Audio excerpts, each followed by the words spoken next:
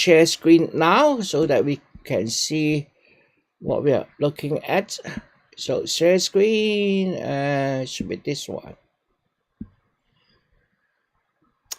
Okay, I suppose everybody will see the screen. 1992 consensus. Okay, this is the groundwork for relationship between the mainland China with Taiwan China. Both of them claim to be China, and then what are their political consensus? By the way, this political consensus at the moment is broken. So, go on. Should be this one. Yep. Okay, this is also known as the One China consensus. But being one China, that also means different party would interpret what is meant by one China, and this is actually was proposed by KTM politicians Shou Xi. That is between the meeting. Now, at the moment, both governments do not recognize each other as the legal government of China. The Communist Party in mainland China and the ruling party in Taiwan, Taiwan being a multi-party ruling democracy, so the ruling party do changes on the Taiwan side, but in the mainland side, the Communist Party is the only legal ruling party. So there is the situation, and has for a very long time these two countries. In Taiwan, they are referred to as the Republic of China, whereas in the mainland, it is referred to as the People's Republic of China. So the other one is with people, one is without people. So they are both referred to as the Republic of China. Because until now, these two countries, if we can call them countries, PRC and ROC, are still in war. The war conditions haven't changed yet. So these are the two countries that are theoretically should be in war, and therefore, for a long time after the Second World War, there's no communication between them.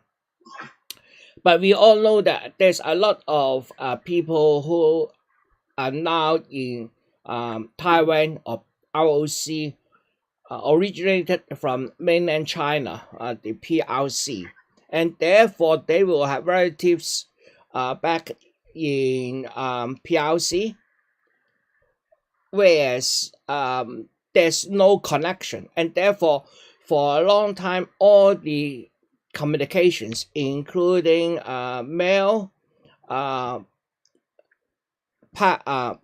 parcels, etc., they all go to Hong Kong, and then through Hong Kong go into mainland China, although they are just separated by a little strip of sea between PRC and ROC.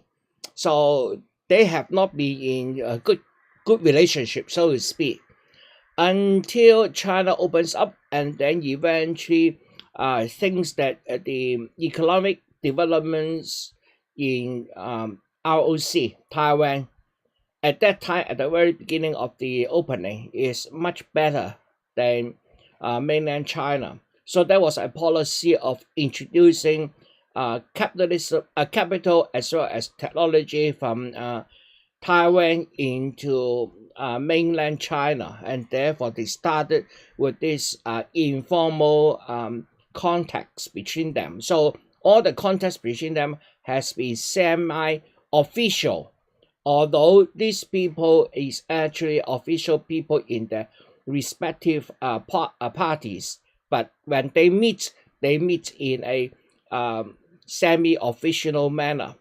So the person you see on the screen, Mr. So, uh, he proposed to say, okay, we both recognize that there is only one China, although we have different interpretation of what that means.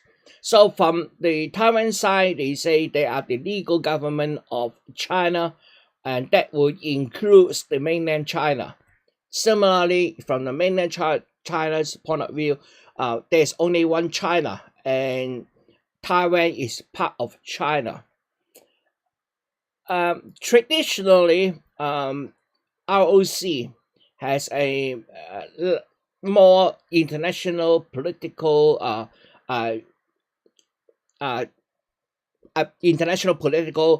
position until 1974, when United States recognized PRC as the legal representation of China and transferred the United Nations seat in the Security Council to the People's Republic of China.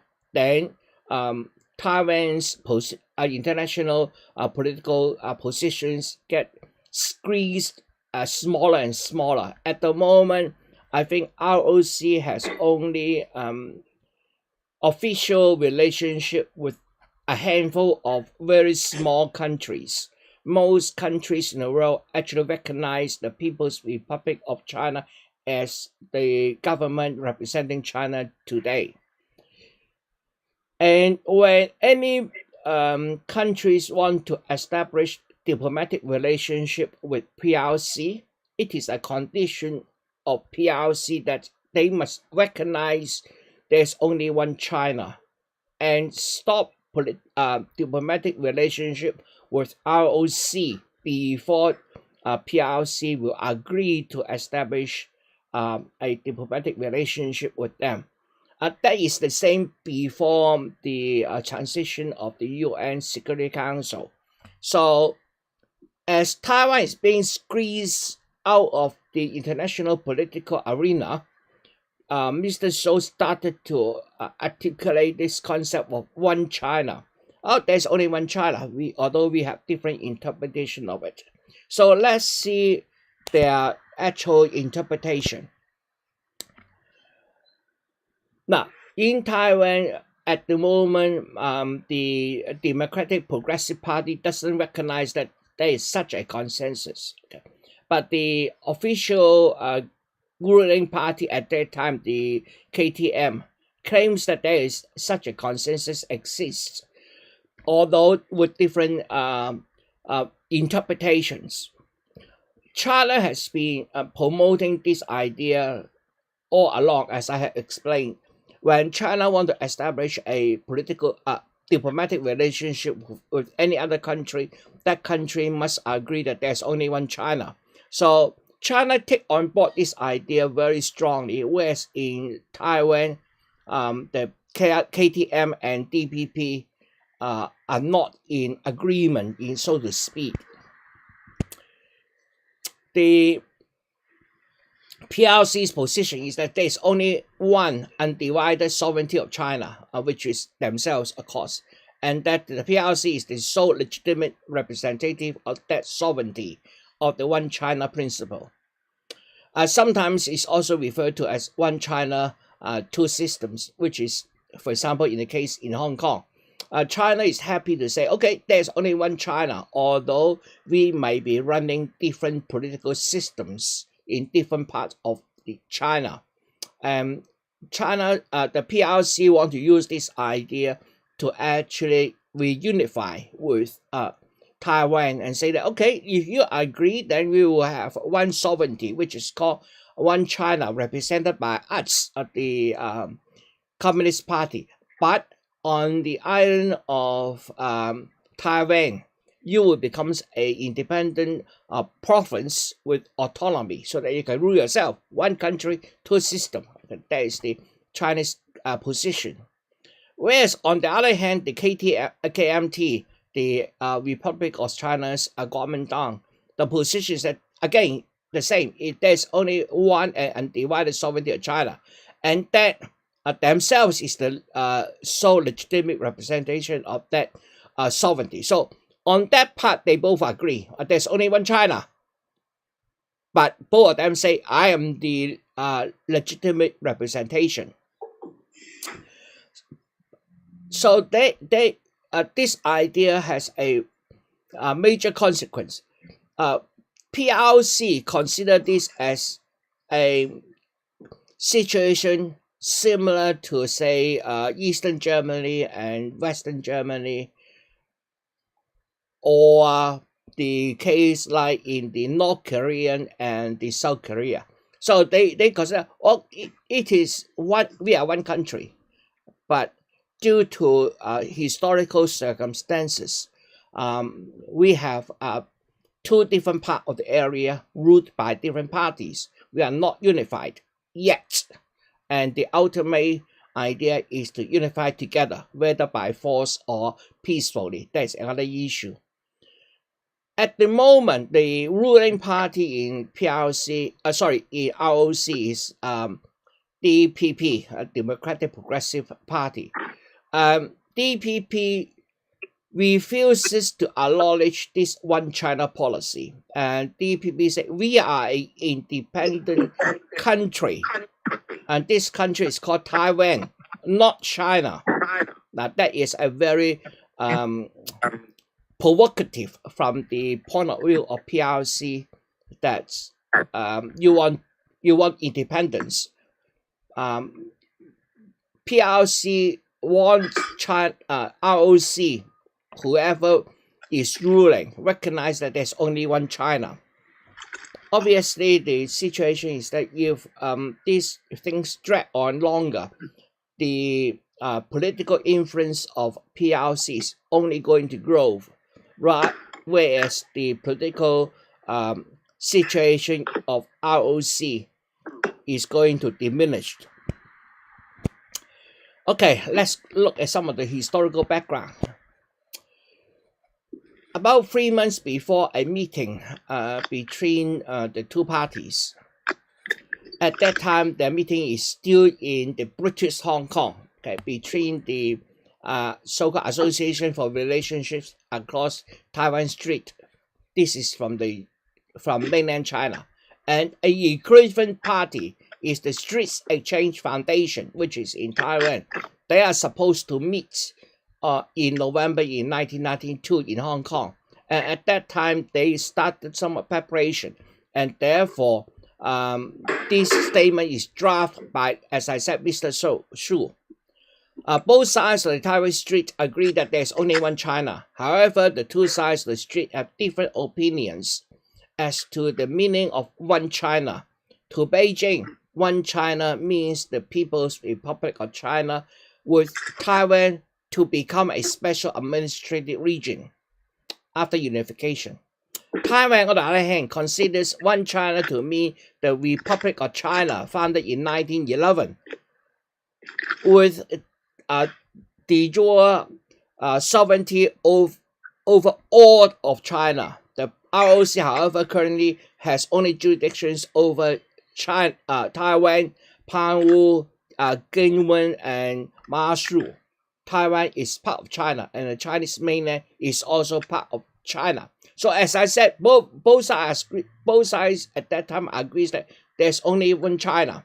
I am the only legitimate representation. So that is the situation in 1992. Now, whether there is an actual consensus reached, there are different stories. From the Taiwan side, and it is published saying that on November 3rd, a responsible person of the Communist Chinese, the committee against the two parts, said that it is willing to respect and accept the other side's proposal that each side verbally states its respective principles on one China. So from the Taiwan side, they say, okay, the Communist Party has verbally agreed with this one China principle. So that is the Taiwan side. From the mainland side, it said at this working level consultation in Hong Kong, the Taiwan side representatives suggest to each side to use respective verbal announcement to state the one China principle. So China agree with that one. Okay, let's say, but both sides refuse to sit down and sign a document. They are both using verbal announcements, saying that okay, we both agree that there's only one China, and that becomes a problem at the moment. Excuse me, Heather Tyndall, could you please put yourself on silence? Oh. Okay, let me put everybody on silence then. Let me see, I can do that. Hang on a sec. I will have to stop the share now and then we'll put everybody on silence. Sorry. Okay, and here, mute all. Okay, everybody is now on silence, and then later on when we go into discussion, you have to unmute yourself. Okay, let me just share screen again. This screen. Share. Okay, so the issue now is that China stick to this position very firmly, whereas the Democratic Progressive Parties doesn't. So let's go back to here. So the KTM-led Republic of China, Taiwan side, say that okay, there's only one China, although we have a different interpretation of what that means. So, but the Democratic Progressive Party did not see the 1992 meeting as reaching any consensus of there being only one China. So, DPP refuses to acknowledge the existence of this one China agreement between the two sides. And from the PRC side, it is looked at in the view that DPP want an independence, becomes an independent country, and therefore it will split China into two different China. Now, there are conflicts. First of all, neither side recognize the other as a legitimate national ruler. And in the PRC, in the mainland China side, in the preamble of the constitution, it states that Taiwan is part of the territory of PRC, and it is the duty of the entire Chinese people to accomplish the task of reunification.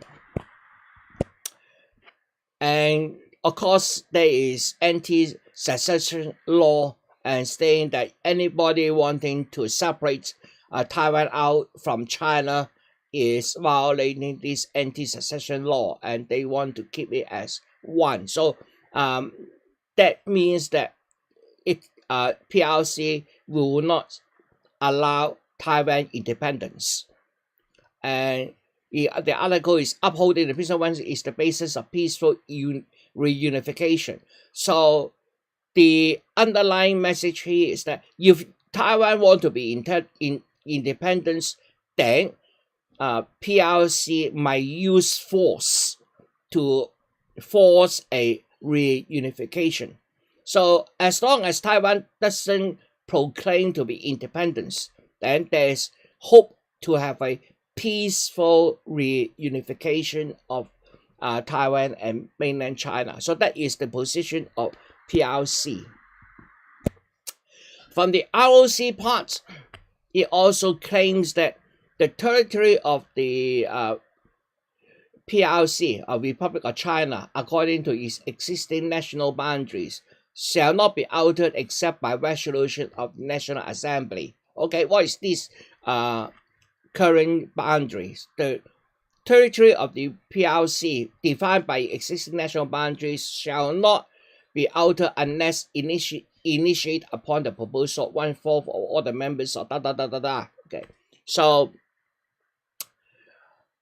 China recognized the mainland China ROC recognized the whole of China as being its territory, although it doesn't have jurisdiction over it. So okay, this is also another more addition to the constitution. So as I said, internationally, the One China policy is the prerequisite for establishing political diplomatic relationship with PRC. So it has always been like that, and therefore constantly you will hear that the PRC remind everybody that there's only one China. So remind people that there's only one China policy, because that is the situation for PRC. As I said, PRC government mandates that any country that wishes to establish political relationship with it must first discontinue any formal relationship with ROC. So that is part of it. Now, of course, the main issue is with the United States. What is the position?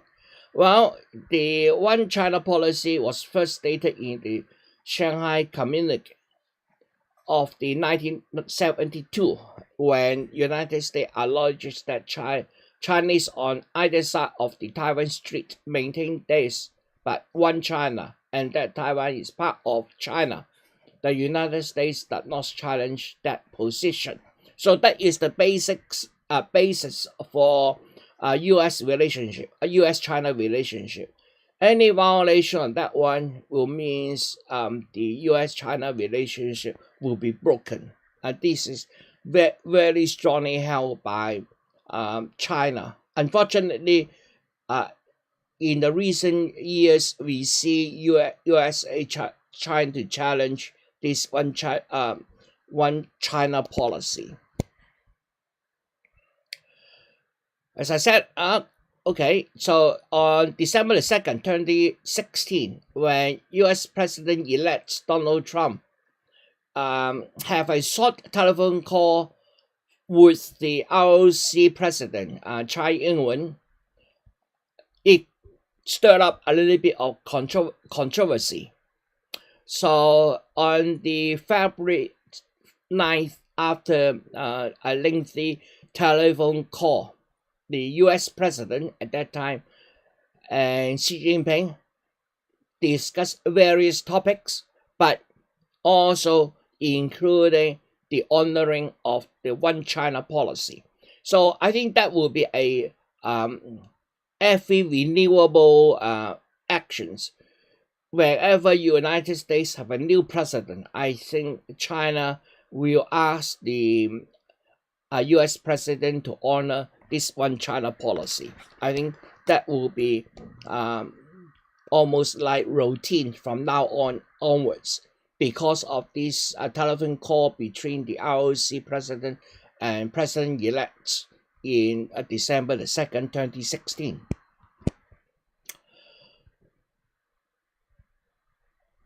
The acknowledgement of this one China policy is also a prerequisite for PRCs for any cross-strait dialogue to be held with the groups with Taiwan.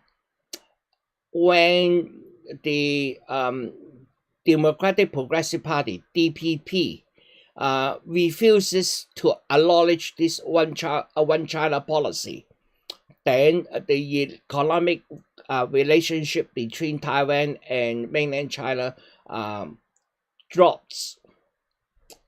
And before DPP take office of the government, there is approximately 1 million Taiwan tourists visiting Taiwan every year.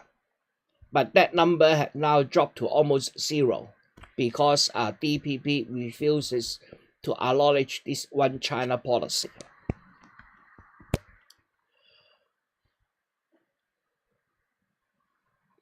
And on the January 2nd, Xi Jinping marked the 40th anniversary message to the Taiwan counterpart with a long speech calling for the adherence to this 1992 consensus. Now remember, this 1992 consensus is only verbally announced by both parties at that time.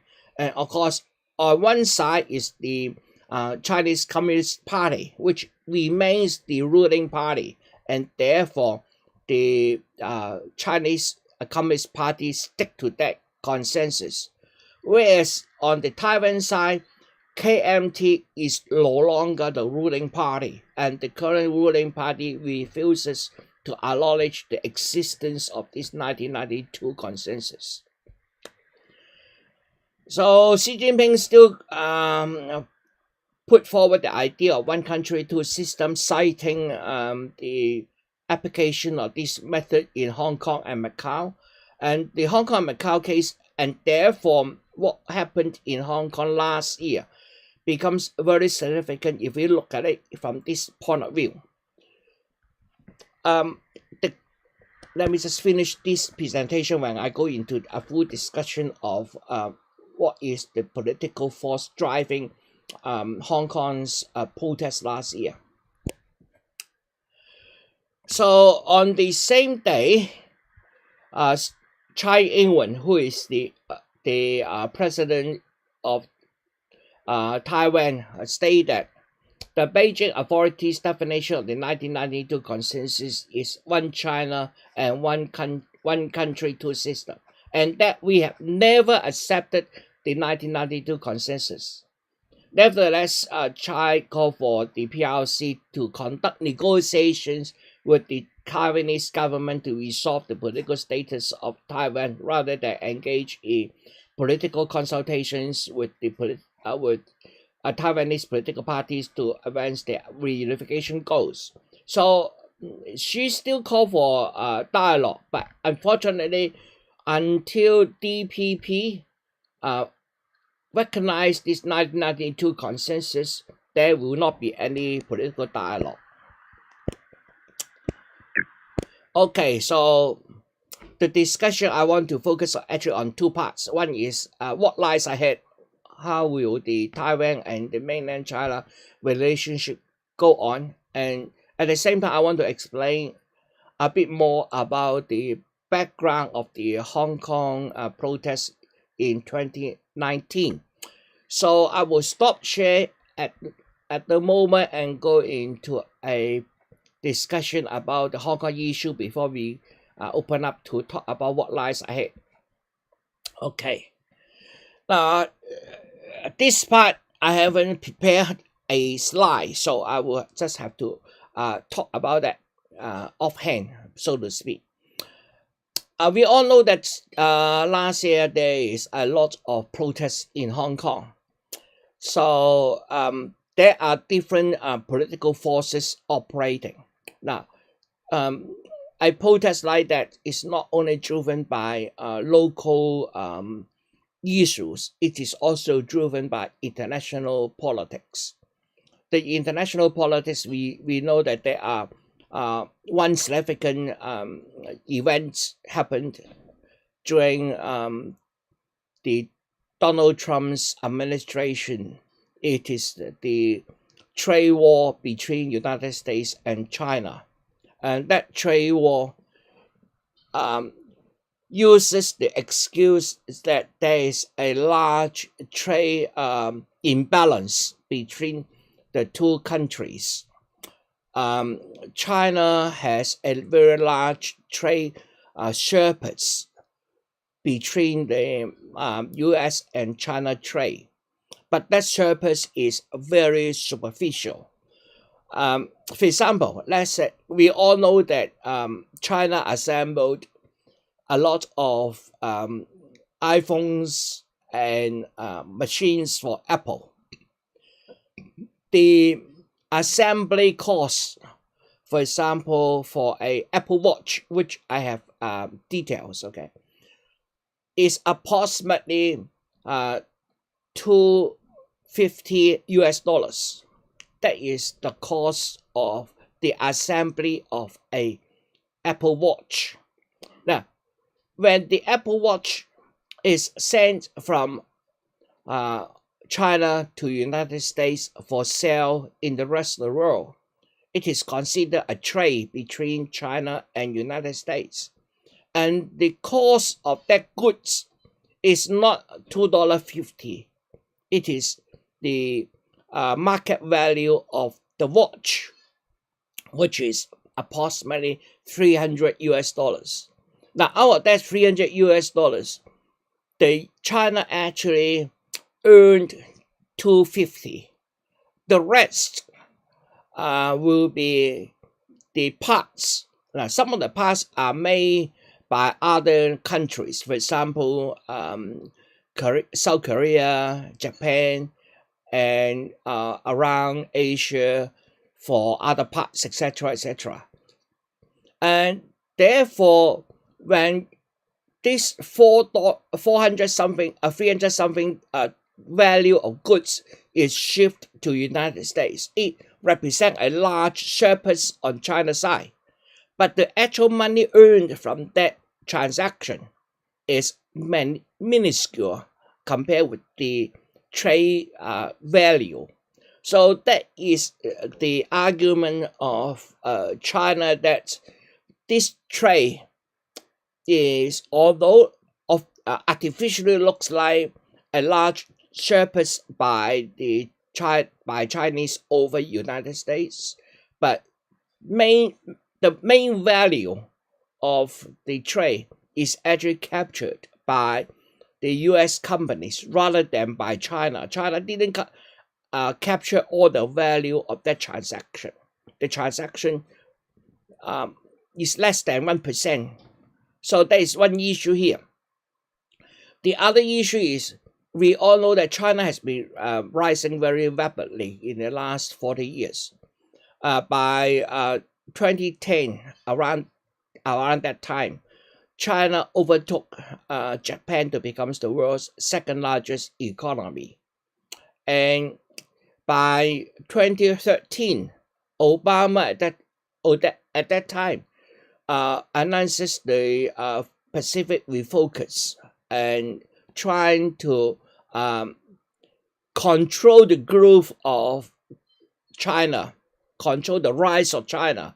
And China recognized that as a challenge to its own sovereignty.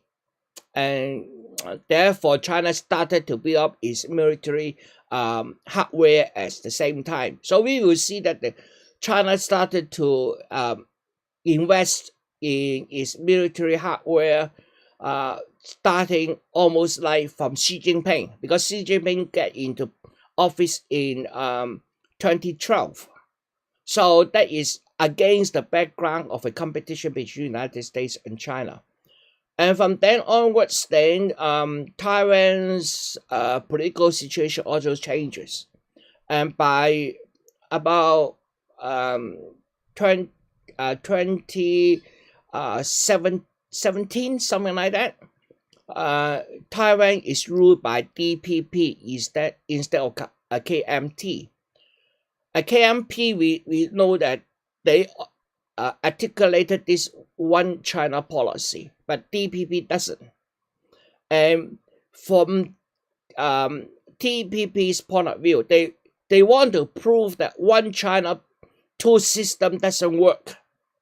And therefore, it has a lot of incentive to actually cause chaos in China, in Hong Kong, in order to demonstrate that the one China, two system doesn't work. Now, that is the background. So the Hong Kong protest is running under two international strong wind. Okay, in one situation is the United States trying to curtail the continuous economic rise of mainland China. On the other hand, Taiwan is interested to demonstrate that one country, two system doesn't work.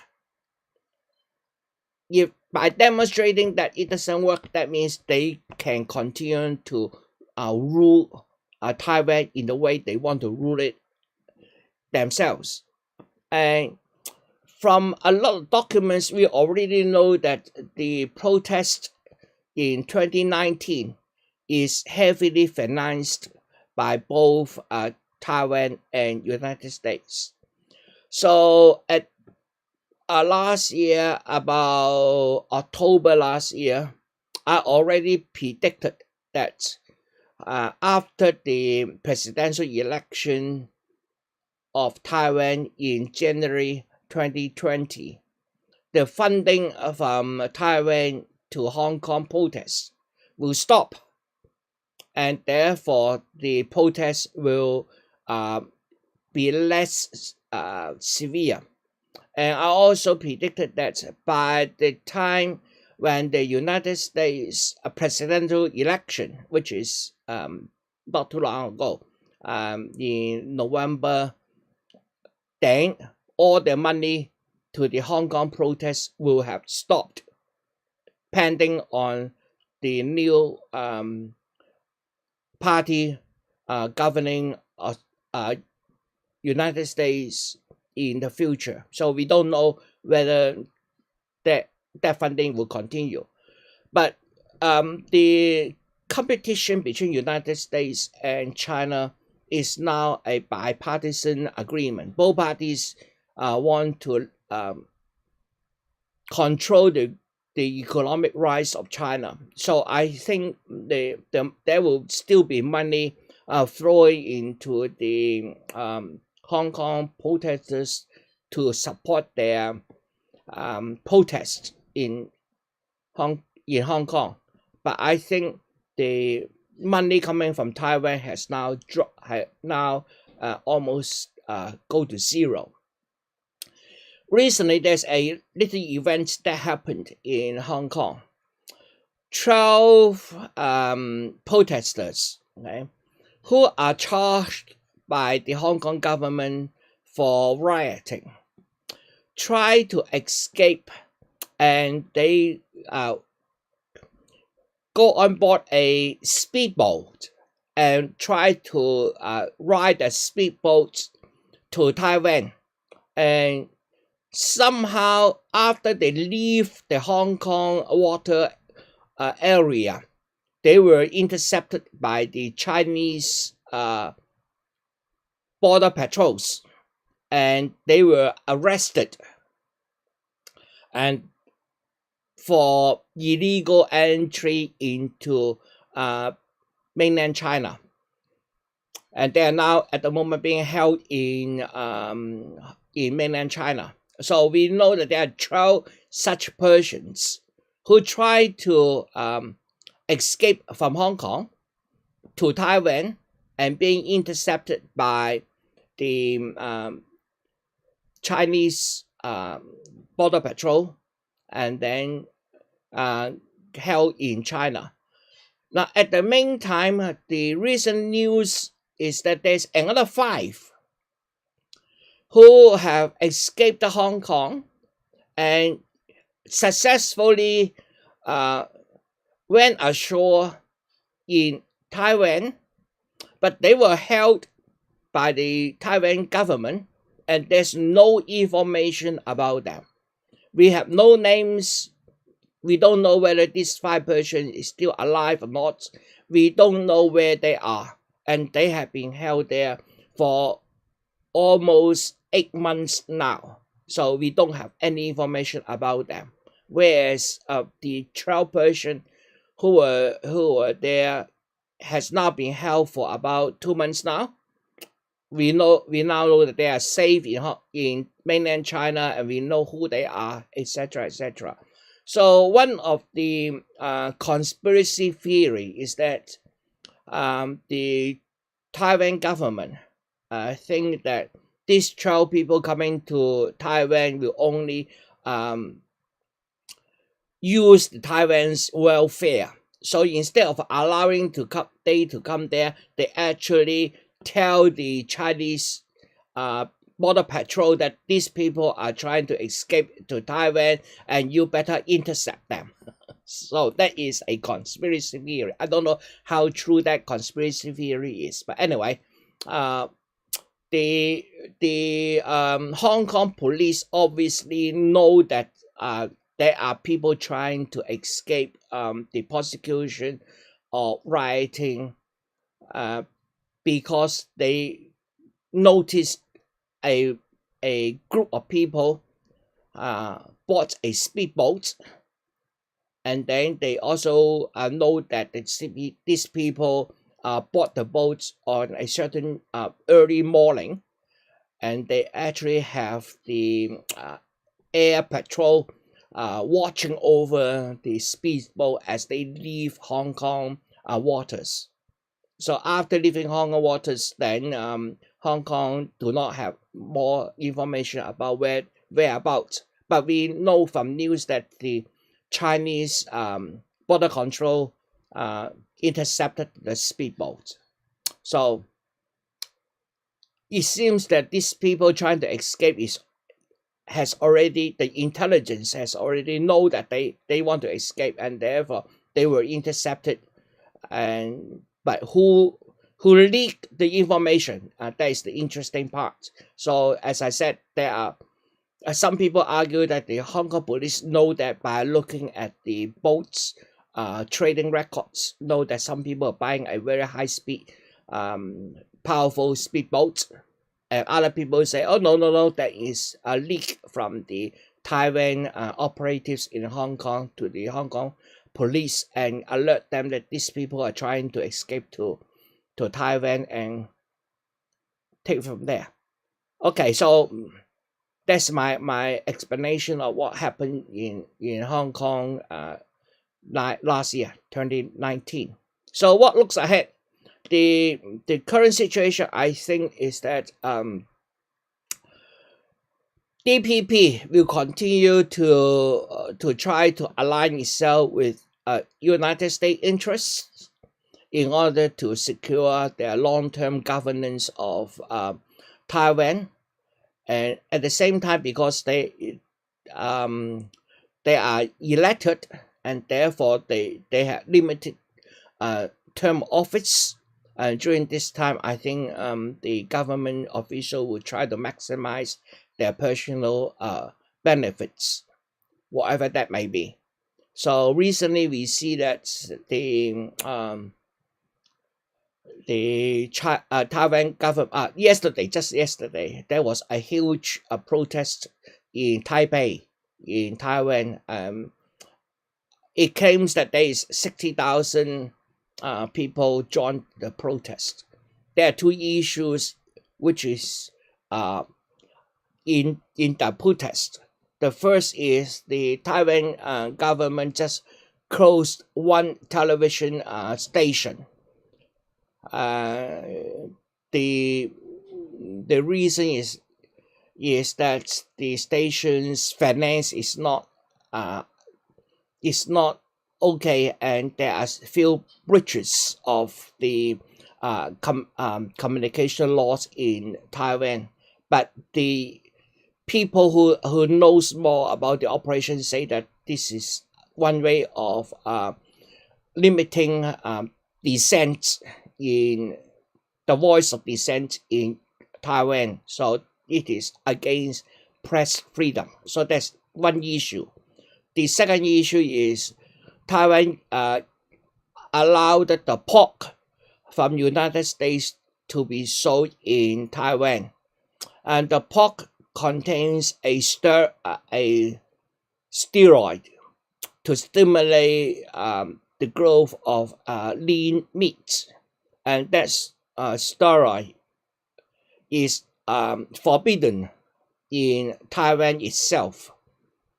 So the Taiwanese people say you are importing something which we are not allowed to use, but you allow them to be imported into our country to be sold to us. So that is the two issue. And 60,000 people protested yesterday. And Taiwan population is about 20-something million. So 60,000 is not a large number, but it's not a small number at the same time. Okay, so I have been explaining a lot of background for you. I don't know whether you're interested or not, but anyway, I'm now opening up for discussion. Anybody like to ask a question, please unmute yourself first, because I have muted everybody. Anyone? Oh, Unmute. yes, Keith.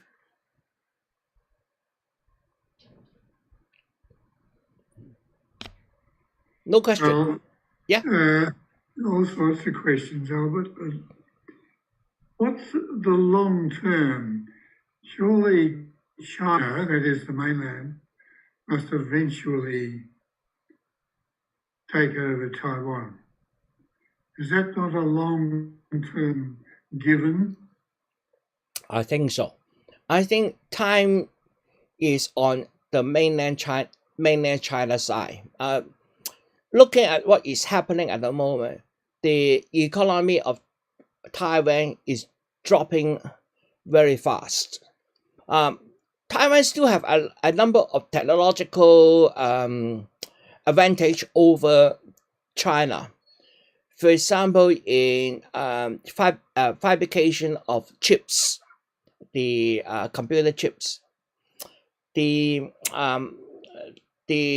Taiwan have the technology to fabricate 5 nanometers chips, and it is the only it is one of the 3 companies which have this technological edge, and China's technology in that domain is at about 21 nanometers.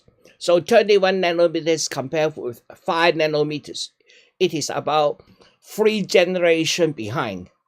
So in one way, Taiwan still have a number of very high tech technology in it, but on the whole, except in very top end market, Taiwan's economy is very bad. For example, Hong Kong import a lot of products from around the world, including agricultural products. Being Hong Kong, Taiwan, Hong Kong, Japan, we will guess that Taiwan being one of the best agricultural countries in the world should be exporting a lot to Hong Kong.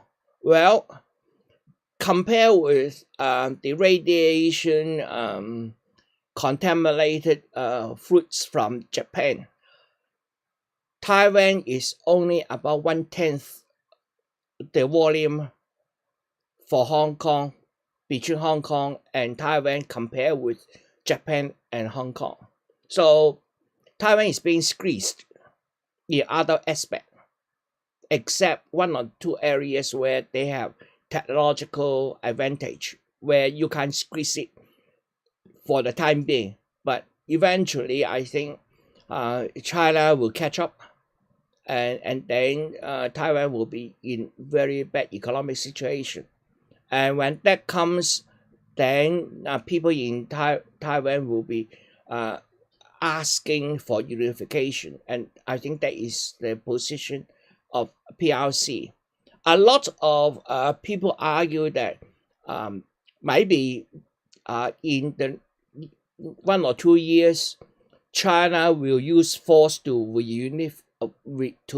force unification with Taiwan. I don't share that view. I think that is a wrong reading of the relationship. Taiwan, mainland China, of course, want to reunify with Taiwan, but I don't think mainland China want to reunify through force, because that is against its interests. If mainland China use force, we can immediately see that the international community will be up and rising and fighting against this very terrible PRC government. So I don't think the PRC government will be able to withstand the international pressure when it used force to unify with Taiwan. So it is not a good choice. And secondly, we will still see economic developments in mainland China, whereas we don't see much possible economic development in Taiwan, and therefore the living standards will be getting further and further apart. Now, before China opens in the 1994, Taiwan is one of these four dragons in the Asian economy. So the living standard in Taiwan is actually about 3 times better than that in mainland China. But today, that situation reversed. People in mainland China is about 4 to 5 times better in terms of living standard compared with Taiwan, and that situation will only becomes larger, and therefore mainland China will try to use that as a mean to force Taiwan unification peacefully rather than by force. So long-term wise, I think the situation will drag on. DPP will continue to rule Taiwan for at least another 3 years. After that, depending on whether KMT is able to recoup itself and becomes the ruling party, looks like not, because the KMT have a lot of internal issues they need to resolve, and therefore we don't see any leadership in KMT able to challenge the DPP rule for the next few years. But politics changes very quickly, so we don't know. And from the DPP position, it will maintain status quo. So they are not going to acknowledge one China policy, and therefore the relationship will remain constrained, and therefore PRC will not be sending business to Taiwan, and the situation will only get worse. That's my view. Albert, is there a big Taiwanese community in Australia? Taiwanese community in Australia is not very large compared with the community from mainland China. Previously, before China opens up, for example, when I first came here about 25 years ago, the main Chinese community here is mainly from Hong Kong. Hong Kong representing a very large Chinese community here, plus a little bit of communities from the Vietnam after Vietnam War. After the Vietnam War, when Vietnam becomes communist, a lot of Chinese in Vietnam actually seek migration to Australia, and many of them have been successful. So there was quite a large community, Vietnamese Chinese community as well. So when I came here about 27 years ago, the main Chinese community is either from Hong Kong, like myself, or the refugees from Vietnam. But now the situation reversed.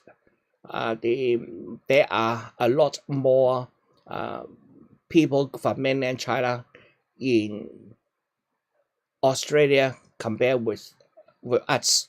So if you go to, for example, Box Hill, I used to be able to speak Cantonese in Box Hill shops, and nowadays the shopkeeper will greet me in Mandarin, thinking I'm from mainland China. So the situation reversed. But Taiwan doesn't have a large population here. It doesn't have a large population anyway. It has only about 27 million people.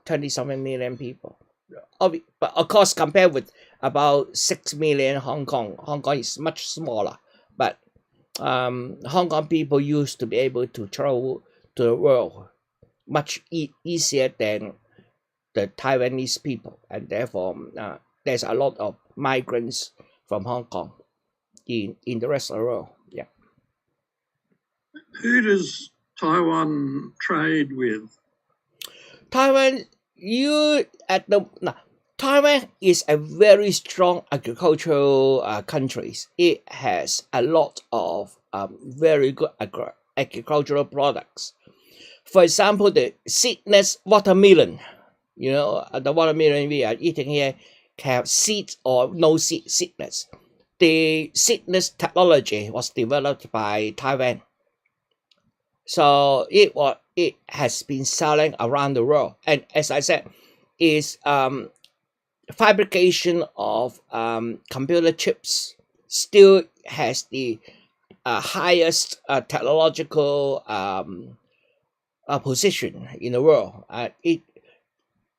The Taiwan semiconductor company manufacture about half of the world's 5 nanometers computer chips. The other half is shared between Samsung and I think either Sony or NEC in Japan. So you can see the dominance of their semiconductor industry. So these are the things that Taiwan is making most of the money. And obviously, it trade with the rest of the world. Those chips go into China to produce goods to sell to America. Yeah. Will China try and stop that?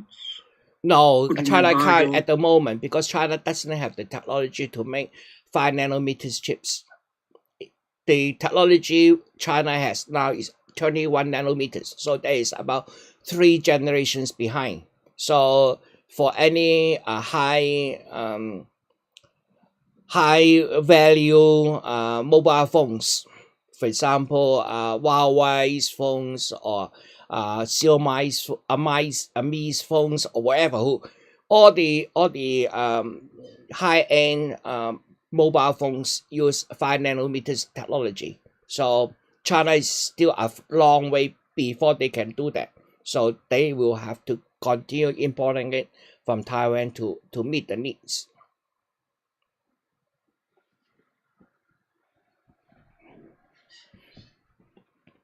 Yeah, Which of the two, Hong Kong and Taiwan, which one will be the first to be completely unified?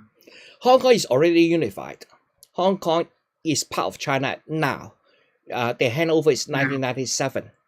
It is operating in the one country two system. So it will still continue to be ruled in this one country two system. Although this one country two systems format might have continuous evolution, but Hong Kong is already unified with mainland China. So is Macau. So in the world there are now only one part of China which haven't been unified. It's Taiwan. The rest is now China. And obviously, as I said, 20 million people there. You can say it is not a lot of people compared with 1.3 billion, but it's still a significant amount of people there. So I think the Chinese government do not want to use force to force these 20-something million people to be unified. I think it will be a peaceful process. How long it takes, I don't know. But one interesting thing is that, as I said, there is the Taiwan Strait. There is a narrow sea between Taiwan and mainland China. If you look at the map, the main part of that sea belongs to Taiwan. The Taiwan controls a small island called 金門 okay Golden Gate okay this little island is at a visible distance from the mainland China, whereas it is not in a visible distance from Taiwan. So when KMT retreat to Taiwan after the Second World War, it got control of this island right next to mainland China. They are in visual distance, whereas this island is not in visual distance with mainland with Taiwan. So that is the ability, the military difference between the two parties at the end of Second World War. But now the whole situation is reversed. Was that island Quemoy, was it? Yeah, Kimon, yeah. And China was bombarding it. Yeah, they have been bombarding each other for a long time. So do they still bombard? No, not anymore. The bombardment is very symbolic. So both sides know exactly when they will bombard each other.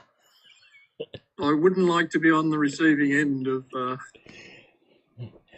A recent photographs come out from Gammon, which is very, very interesting. There's a street. I think it's the main street on that little island. Okay. On one side, all the flats are the PRC flats. On the other side of the street, opposite side of the street. So one side is even number, for example, another side odd number. So on one side, the even number is all PRC. On the odd numbers is ROC. And they are facing each other. And that becomes a tourist attraction. So it's a very interesting photo. I don't know whether I can find that photograph. Again, if I can, I will. Let me just try to find it now. A very interesting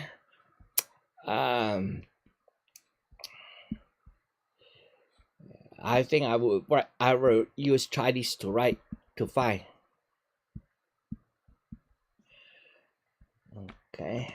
Albert. Yep. One question. Yep. If the PROC attempts to take over the ROC yep. by some form of force, is there any agreement between the USA to help them with any military or? I don't think Americans is willing to help to resolve that issue because it is not to their interest to resolve it. If China and Taiwan continues to have a bad relationship, it will only advance the U.S. position. So I don't think U.S. is likely to have to resolve that. If they are not making it worse, that will be already a blessing. Okay, thank you. Yep. Okay, I think I found the image, so I will share the image. Where is that? Here.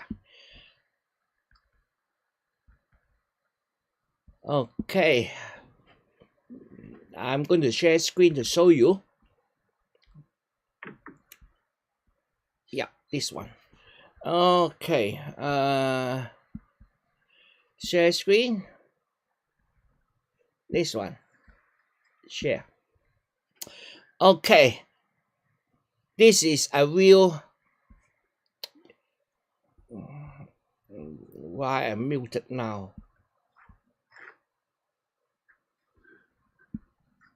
Okay, you see that this on this side, on the left hand side, this is the PRC's national flag. On the other side, with the blue part there, is the ROC flag. So you see on this street, on two sides, they deliberately put it that way. One side is all PRC flags, the other side is ROC flags. You notice there's a lot of people are taking pictures walking around because it is becomes a tourist attraction. Okay, let me see whether I can have more picture like that. Come on.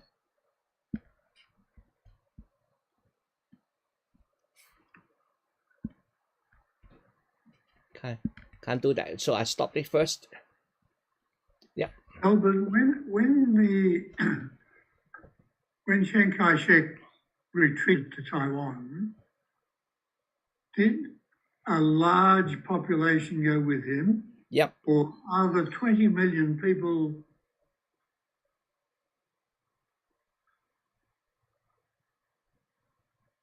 Can't hear you. Now. Can you hear me now? Yeah, I can now. When Chiang Kai-shek retreated to Taiwan in 1945 or whenever it was, did the 20 million people go with him or were they already there? Now there is Taiwan has a population of original people there. Okay. Taiwan is part of China for a long time. The population there is sitting around as a couple of millions, about 5 million people at that time before the Chiang Kai-shek retreat there. So about 10 million people retreated with Chiang Kai-shek to Taiwan, and then that number grows to today's 20-something million. So, but before that, just like Hong Kong, Taiwan was a Japan colony. So it has been ruled by Japanese for about 100-something years before Chiang Kai-shek took it back. So when Chiang Kai-shek arrived there, actually Chiang Kai-shek took it from Japan at that time.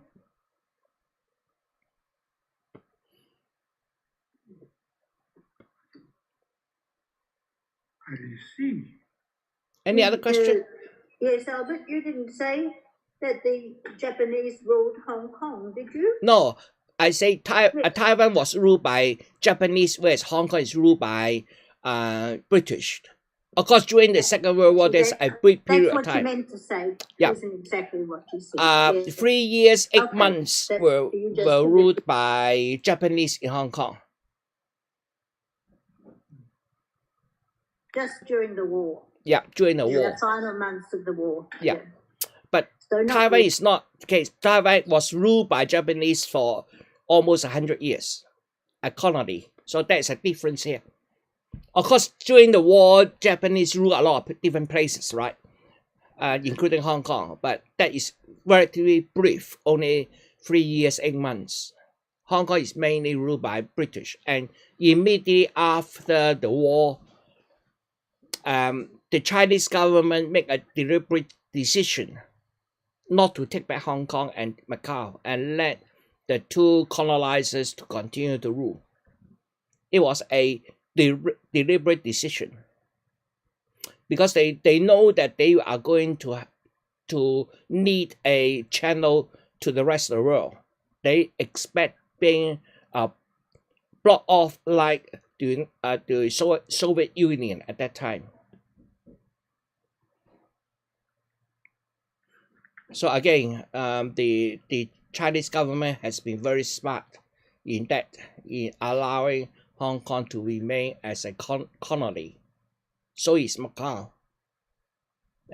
Obviously, Hong Kong at that time grew from a city with about 1 million people rapidly to about 5 million. And then today, Hong Kong is about 7 million. Who controls the waterways around Taiwan? Has China taken large slabs of it? Now, at the moment, in terms of naval power, Taiwan is a very small compared with PRC. So, in terms of control, now PRC has most of the control. But ROC, Republic of China, used to be able to have very strong military industrial complex. They used to be able to make a lot of weapons, including ships, naval ships. But recently, they lost that power, that ability. At one point in time, the military in Taiwan is able to make missiles, but now this ability is all gone. They are now buying weapons from United States, and they have just agreed to buy, I think, 5 F-16, which is no competition with the Air Force with mainland China. The mainland China, for example, is J-20. The J-20's enemy, adversary, is targeted at F-22 or F-35. So F-16 is no match to J-20. So, but anyway, the street at the moment is controlled by mainland China. It used to be controlled by Taiwan up to the government, but that situation reversed. Again, that reversal is occurred only about 12 years ago to about 15 years ago. Do they control their own fishing areas? Yes. Taiwan? Yeah, they control their fishing areas, and the Chinese government actually give them quite a bit of fishing autonomy, because after all, the mainland China consider the fishermen in Taiwan as fishermen in China. So when the Japanese people pushes the fishermen from Taiwan out of some area, the PRC will come to help. So the PRC treat them as citizens from mainland China anyway. Yes, David? You have to unmute yourself.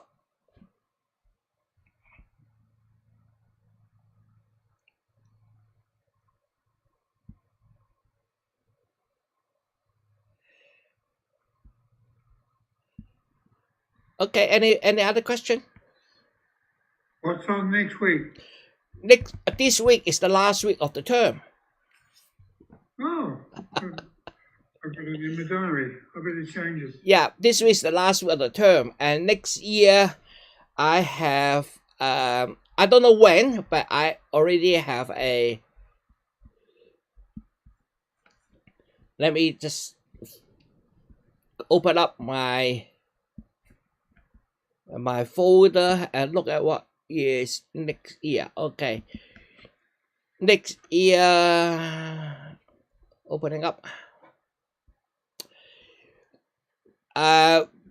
For the first term, I will be looking at the China's 40th 5-year plan and the 2035 long-term vision.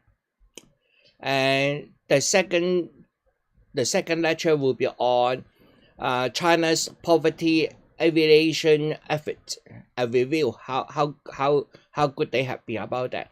And then the third will be about what is the high-speed rail in the 14th 5-year plan. So looking at how China is going to extend its high-speed rail within the next 5 years. So this 5-year plan has just been endorsed in their People's National Congress last month. So I'm still reading the document. So hopefully next year I will be able to to talk to that. Okay, well. Albert, Yep. Could can I I ask just ask one Albert? question, one final Yes, I want question? to ask a question too, please, just a quick one. Yep, please. I just Oh. wanted to ask, is it conceivable that the rest of the world could stand by while a country with a comparable population to Australia was taken over and do nothing? Who will take over Australia?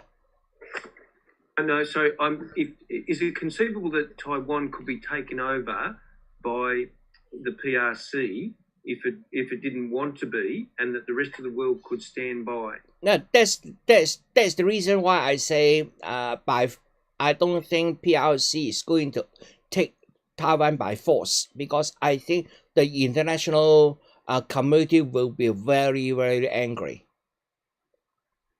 I do hope the international community will be very angry. But and because of that, so I do believe that PRC won't. I hope my belief's right. Albert, I want to ask you how often you visit China and for how long, how many times would you have visited over the time you've been in Australia? 25 years, did you say, in Australia? Yeah, well, during the last 25 years, for the first 20, I have visited China almost 1 or 2 times, not much. Okay. On that 1 or 2 times, I was there on conference, so I didn't deliberately go back to China. But about 10 years ago, I started my retirement. After retirement, and when my income stabilized, then we go back to China for visit almost every 2 years. Okay, yeah, that's But- what I would have thought. Yeah, but last year both myself and my wife have some health issues, so we didn't go. And I think a lot of people know that I have a prostate cancer last year, so I have my health issue. So at this year I want to go, but I can't. The Australian government doesn't allow me to leave Australia.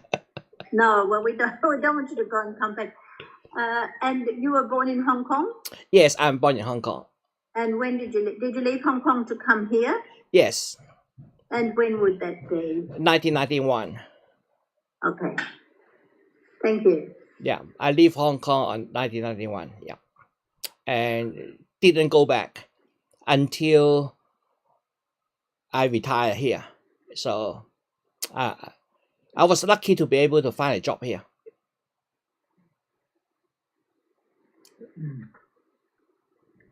But anyway, I still continue reading. I can read Chinese, both the traditional characters from Hong Kong as well as the simplified versions from mainland China. So I'm able to continue reading about. And you're speaking Mandarin? No, I speak Cantonese. Yes, you can't speak Mandarin? I can. I can communicate in Mandarin, but with a lot of gesture to help. Okay. Because I'm not a native speaker of Mandarin. But my wife is able to teach Mandarin, so when I travel, I have her help. Do you have any relatives still in Hong Kong? Yes, I have a younger brother and younger sister in Hong Kong. My father passed away about 10 years ago in Hong Kong, but my mother is still in United States, alive and sound. And I have 3 sisters in United States. So although I talk a lot about the bad thing about United States, but I do hope United States to be good because I have my family there as well.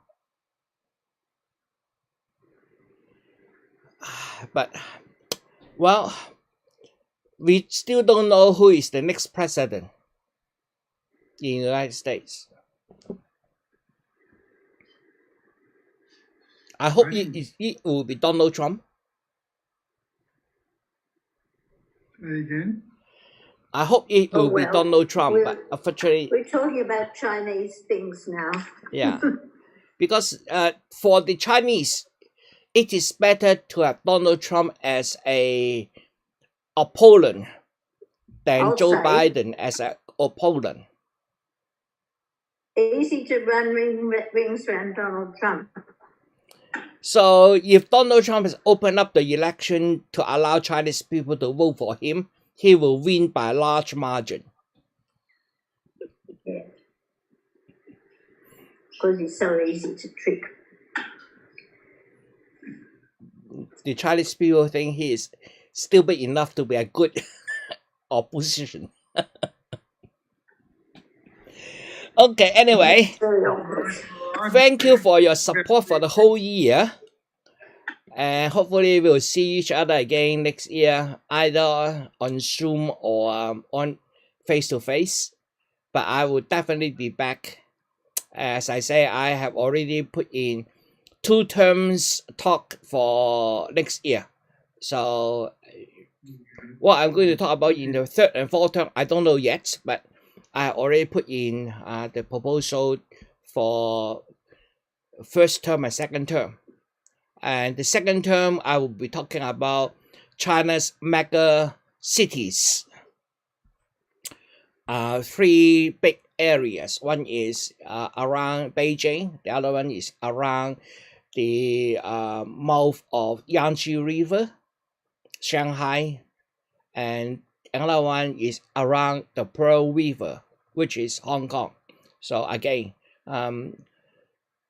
talk about the Chinese mega city project. Mega city meaning the cities will have a population of around 100 million people. That's the size they're talking about. So hopefully I can see you again next year. At the meantime, have a Merry Christmas. And to you. Merry Christmas, Albert. Thank you. Thank you. Bye.